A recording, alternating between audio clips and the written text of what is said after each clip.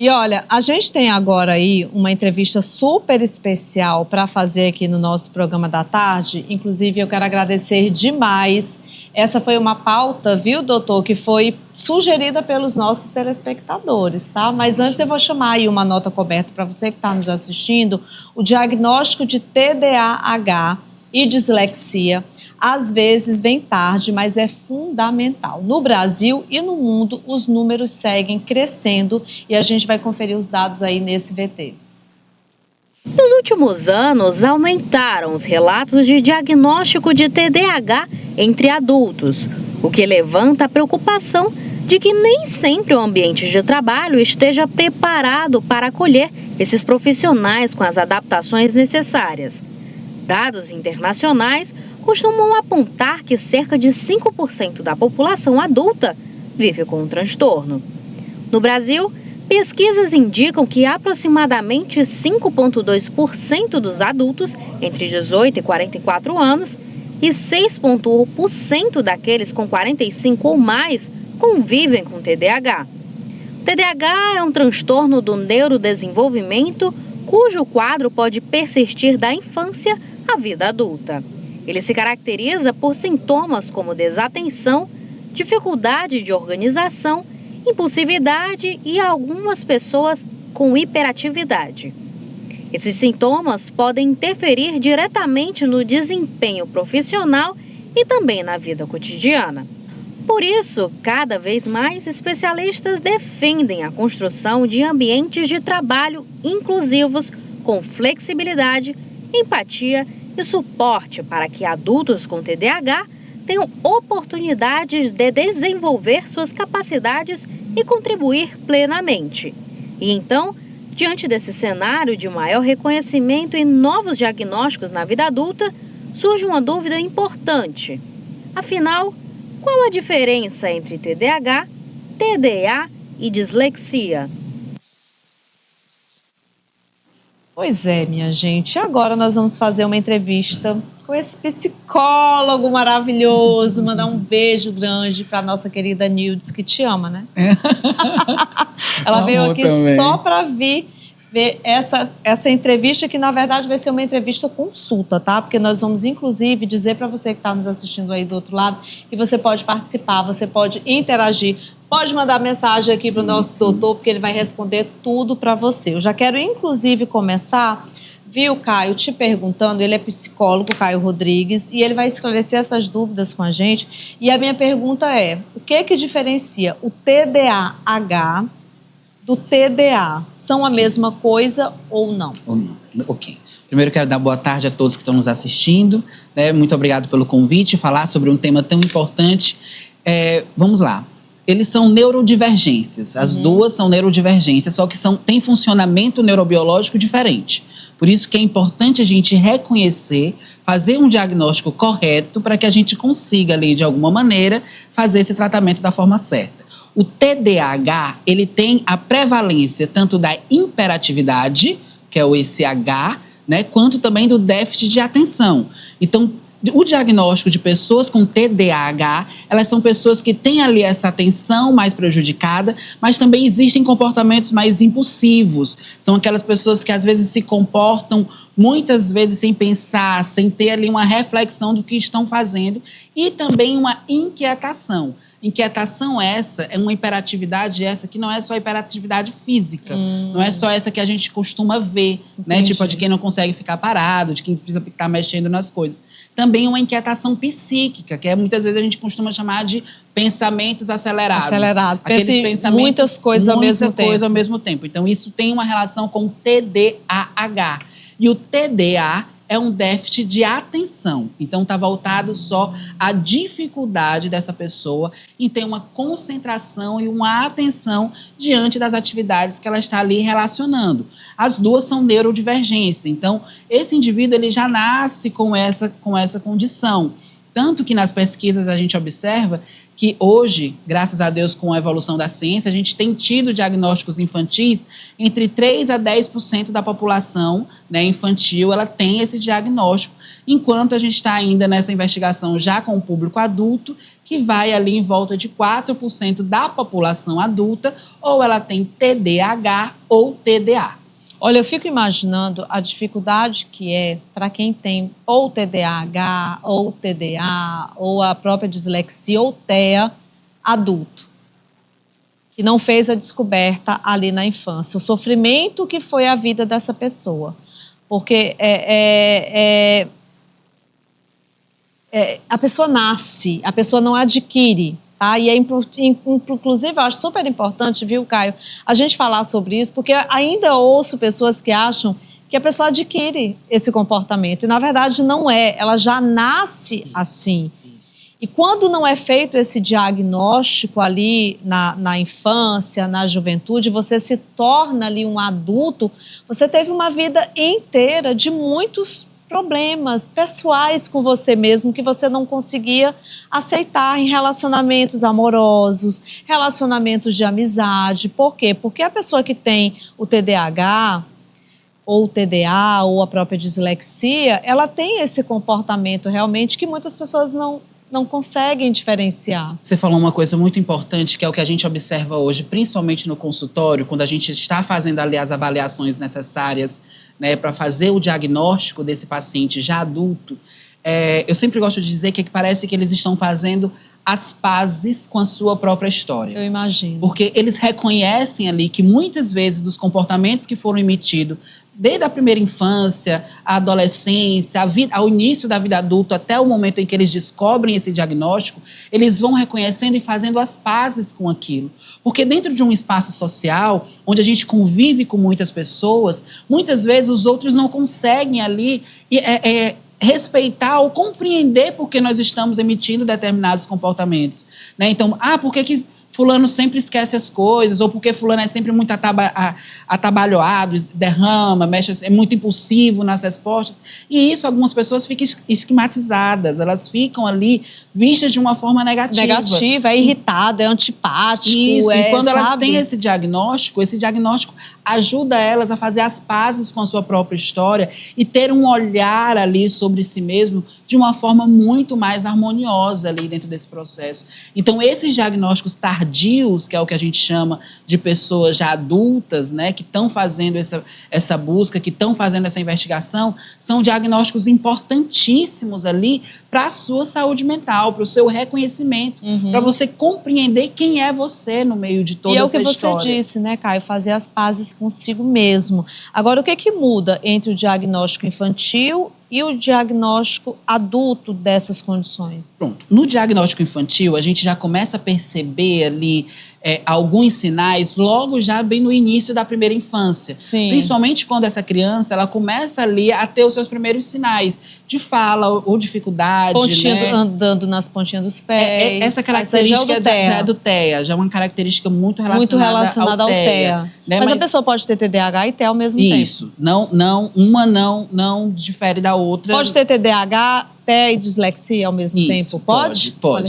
São comorbidades que elas podem sim estar ali correlacionadas dentro dessa dinâmica ali. E aí a gente precisa entender dentro das três qual é a funcionalidade de cada uma ali dentro desse indivíduo, como que elas acontecem e quais são os prejuízos que ele pode ter. Prejuízos que eu digo sociais, prejuízos emocionais, que ali esse conjunto pode ocorrer ali entre eles. Mas elas não estão ali, elas não são, eu tenho uma e não posso ter a outra. Não, entendi. Pode ter assim, elas três relacionadas ali dentro dessa vivência. E quais são os sinais, doutor? Vamos para a infância, então, para quem está em casa assistindo o nosso programa, observe os sinais ali nas crianças, por exemplo. Pronto. Vamos falar do TDAH, né? Que é um dos transtornos que a gente tem observado muito, essa neurodivergência.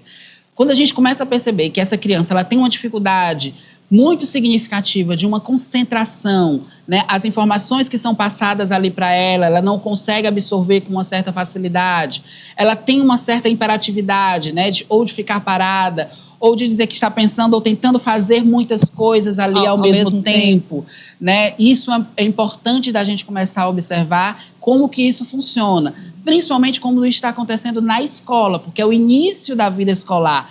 Muitas vezes essa criança ela tem até uma facilidade de aprendizado, mas tem uma dificuldade de colocar em prática as informações que ela aprende, por conta de como o pensamento dela começa a agir. São pensamentos muito rápidos ali em determinadas situações que às vezes ela não consegue elaborar as informações que ela precisa. Então, ouvindo essas queixas ou percebendo isso, já é importante começar um processo de um diagnóstico dessa criança para que a gente consiga observar.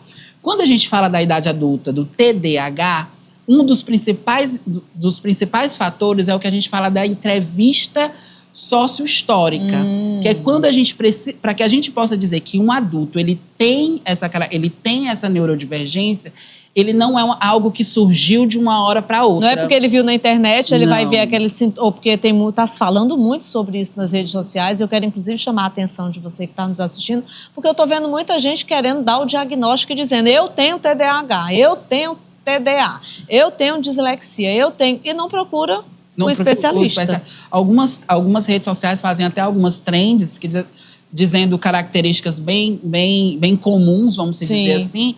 Mas é preciso fazer o diagnóstico. Isso. E não é um diagnóstico fácil, não, né? Não é um diagnóstico fácil. A gente faz aplicações de testes. Quem dá o diagnóstico? O neuropsicólogo, a gente faz essa avaliação. Sim. O neuropsicólogo, o psicólogo que tem avaliação psicológica e um psiquiatra que tem essa avaliação também, que tem todo esse arcabouço de testes. Porque esse diagnóstico, ele precisa necessariamente dessa aplicação desses testes.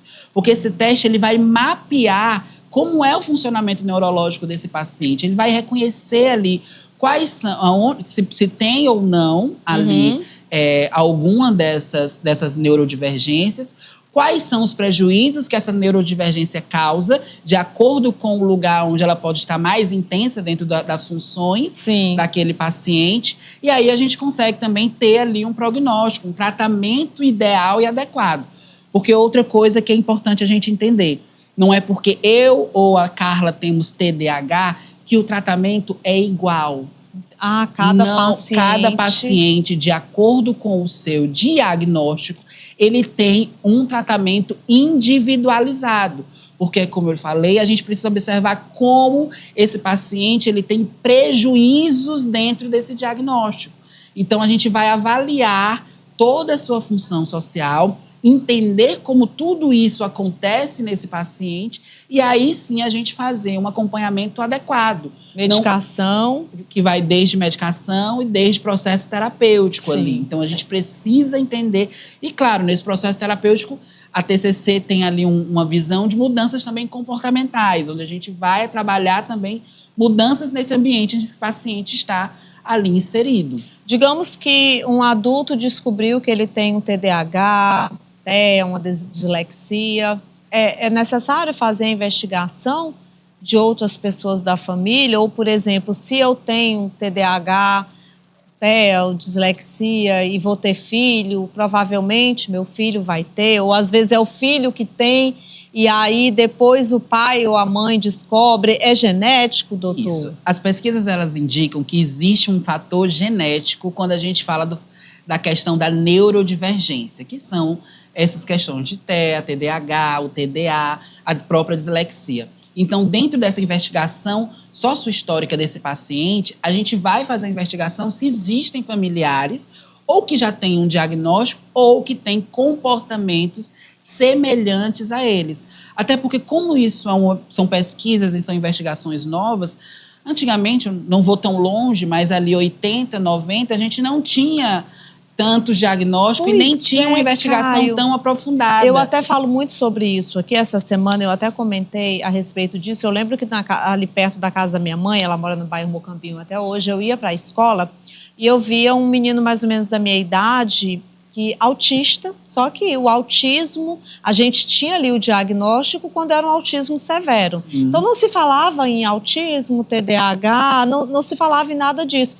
E aí, por isso que hoje em dia, a gente está vendo pacientes adultos buscando tratamento porque não recebiam esse diagnóstico.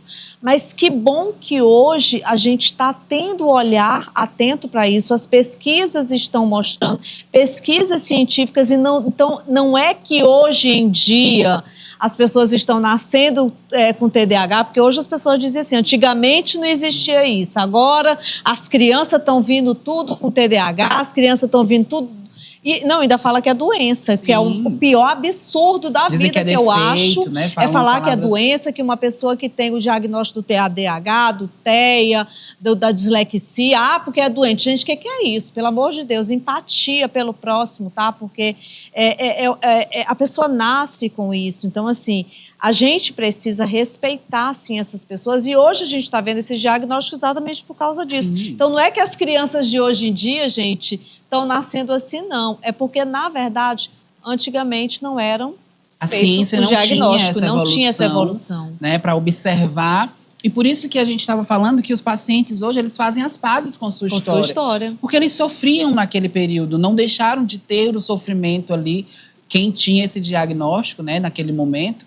E ali, muitas vezes, sofriam ali de bullying naquele período. Sofrimento demais. Né? Então, hoje em dia, a gente, com esse diagnóstico, a gente tem ali essa possibilidade de dar uma vida melhor, tanto para as crianças, porque quando elas iniciam logo o seu acompanhamento, né, elas conseguem ter uma vida funcional, né? Então, elas têm uma funcionalidade melhor dentro das suas atividades. E esses adultos também, dentro do seu ambiente de trabalho, eles conseguem reconhecer. Nós já temos empresas que conseguem ali também fazer com que esse paciente que tem ali uma neurodivergência, né, ele já seja adequado, enquadrado em outras áreas. Né, para que eles consigam também exercitar e exercer ali o seu trabalho com uma melhor qualidade. Então, a gente tem que entender que esses diagnósticos, eles não são sentenças, eles não são impossibilidades de nenhum indivíduo. Então, um bom diagnóstico, um bom tratamento, um bom acompanhamento, ele pode realizar qualquer coisa que ele desejar na vida dela.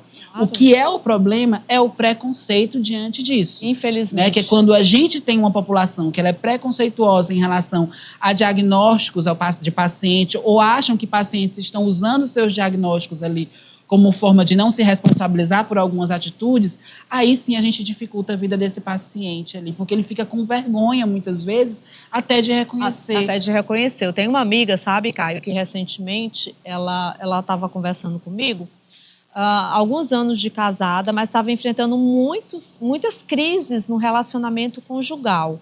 E algumas vezes conversou comigo, eu não aguento mais, eu vou me separar, porque não tenho mais a mínima condição, o casamento não estava indo bem, com filhos pequenos. E aí eu comecei a conversar com ela e tudo, mas o que acontece e tal, e ela me explicando, então eu digo, não seria importante vocês procurarem um acompanhamento psiquiátrico, ir num psicólogo, ver o que está acontecendo, tentar fazer ali uma terapia de casal e tal, porque eu fui indo assim, ela é muito minha amiga, eu gosto muito dela. E aí eu já vi alguns comportamentos que ela me falava, que eu dizia, olha, eu acho que esses comportamentos têm a ver com TDAH, mas eu também não sou médica, né? Eu não sou psicóloga para dar diagnóstico, mas aí eu fui conversando e ela depois me procurou e disse, Carla, realmente você tinha total razão. Meu marido foi diagnosticado com TDAH e TEA. Ele tem mais de 40 anos. Inclusive, a gente agora já está observando também os nossos filhos e hoje ele está fazendo o tratamento adequado, está tomando medicamento. Eu já passei a entender, também estou frequentando o psicólogo, porque é importante também nesse momento o apoio em casa, né, da família inteira, para poder entender, realmente compreender. E ela disse, Carla, graças a Deus está indo tudo bem. Então, às vezes, o que falta realmente é esse bom senso do parceiro, da parceira, da mãe, do pai, porque às vezes existe a questão do preconceito em casa mesmo, de não aceitar o diagnóstico, como você falou, como se fosse um diagnóstico de tortura, que é isso. E você trazendo esse exemplo, um exemplo tão importante, porque aí a gente mostra o quão importante é um diagnóstico e quando essa família ela se conecta com isso, né, mais funcional ela fica. Agora ela consegue compreender por que os comportamentos ali do marido, eles fazendo terapia, eles conseguem ali encontrar caminhos que sejam favoráveis e satisfatórios para os dois, para os filhos. E aí a gente consegue ter uma família que não foi desfeita, né? Isso, e aí a gente consegue ter uma organização dentro disso. Por isso da importância desse diagnóstico, da importância da gente reconhecer as neurodivergências, a importância da gente respeitar esses processos, entender como funciona. Então, tudo isso para a nossa saúde. Eu gosto de dizer, se a gente não tem uma saúde mental particular, a gente também não vai ter uma saúde mental social.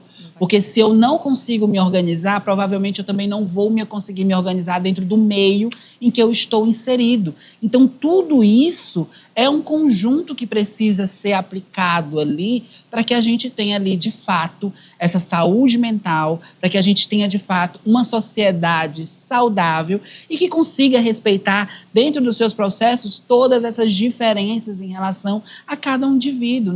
Nós não somos iguais em nada. Em nada. Né? Então, a gente ali precisa respeitar a individualidade de cada um, principalmente em relação às neurodivergências. Ai, doutor Caio, eu amei essa entrevista. Quero que você deixe aí o seu Instagram, tá? Porque, gente, foi uma verdadeira consulta aqui o que a gente fez no programa da tarde. Vocês pediram muito pra gente falar sobre esse assunto. Tem muita gente mesmo adulta que está procurando realmente entender por que durante toda a vida passou por situações, e a gente chama a atenção de você que está nos assistindo agora da importância de procurar realmente fazer esse diagnóstico para que você possa ser feliz aí e dar continuidade na sua vida nesse mundo tão maravilhoso de meu Deus, né? Eu quero agradecer mais uma vez pelo convite, né, e principalmente por abrir, né, assim, as portas para a gente falar de um tema tão importante e um tema tão pertinente que precisa, sim, ser debatido, que precisa ser conversado com todo mundo sobre, né? O Instagram é Caio com K, Caio Rodrigues 09. Qualquer dúvida, qualquer informação, a gente também possa passar por lá. E que todo mundo tenha um excelente final de tarde, uma excelente quinta-feira. Ah, eu amei, Caio. Por mim, ficaria horas e horas aqui com Também. você. Que psicólogo maravilhoso, gente. Ele arrasa muito, né, Marisa? Arrasou! Tô encantada, gente, demais pelo Caio. Parabéns, Caio, pelo seu trabalho que realmente muda vidas, gente, transforma as vidas. Segue muito ele aí no Instagram, ele vai compartilhar muito mais com você, mas eu também preciso compartilhar uma dica que, na verdade, é mais uma dica de segurança, viu?